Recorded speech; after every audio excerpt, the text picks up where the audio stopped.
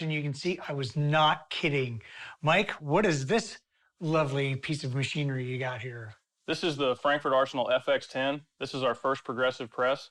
It's got a lot of the same great features from the F1 and the M-Press, like the integrated LED light. It's also got a case feeder and the option for a bullet feeder.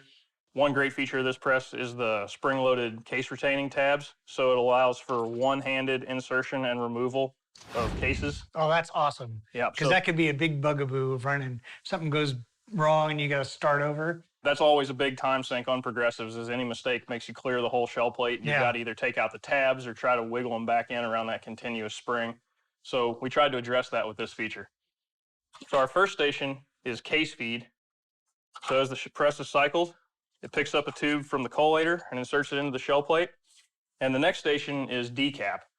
And another problem with progressive presses, especially when reloading military brass with crimped primers, is primer drawback, where the primer can stick to the end of the decapping pin and be drawn back into the primer pocket even after it's totally separated from the case. And then when you get to the priming or swaging station, it'll swage or try to put a new primer on top of that spent primer. And then you got problems. Yeah, and that can be dangerous. Yeah. So what we did was we just have a second station where you can decap. So if it does stick and rides in the case to the next station, you can hit it again and the primer will fall into the same cavity and take the same channel through the press and out into the primer receptacle. Yeah.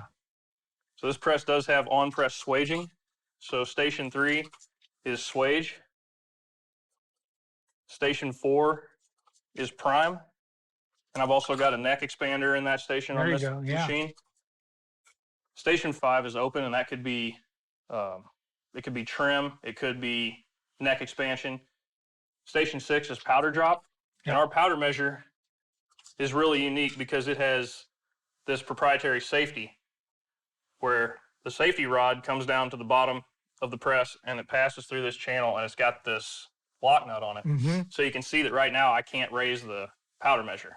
So if for some reason it would happen to stick at the top, when you raise the tool head, that nut will crash into the housing and force that down.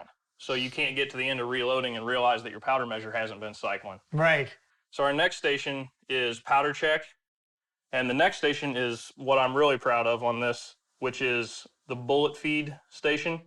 So we have an integrated bullet feeder, which will pick up a bullet from the collator and seat it in the case in the same station. Is it fully seated or just partially? It fully seats it. Okay.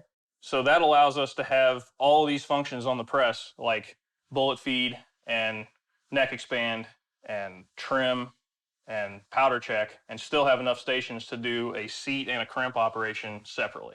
You can crank out like how many pistol before you have to go reload your hoppers. Yeah, so the primer tube will hold 100 primers, that's standard.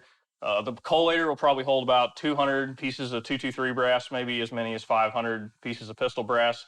The bullet collator will hold somewhere between probably 200 and 500 bullets, depending on the caliber. Okay. Well, that's a pretty impressive piece of machinery you got there. Is this out now or is it coming soon? Or it'll be out at the end of 2021. Well, if you're interested in a progressive loader, this is a really nice setup. So check out Frankford Arsenal, like you said, coming out